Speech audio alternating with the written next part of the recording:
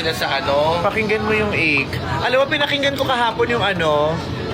Vice ganda flexes SB19 Ken on his latest TikTok live.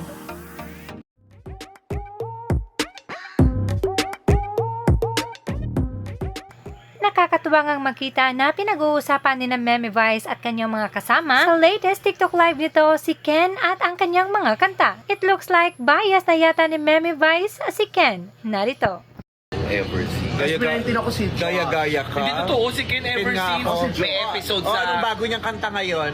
Yun nga yung ginagawa mo. Anong kanta? Bakla ka. Kaya hindi Pangilinan ng paborito mo dati, yung pakinkin ka pa. Hindi, nag-guess sila sa ano? Pakinggan mo yung egg. Alam mo, pinakinggan ko kahapon yung ano ba yung kanta niya? Yung Wrath? May kanta siyang Wrath. Ang galing, pag pinakinggan mo, tulog parang English, pero may mga Tagalog words, may mga Tagalog, Bisaya nga tayo iba. Bisaya ba si Ken? Hindi ko alam eh. Pero pag pinakinggan mo yung rap, kala mo English. Galing. Galing sumayaw. Tsaka ang ganda ng kulay niya.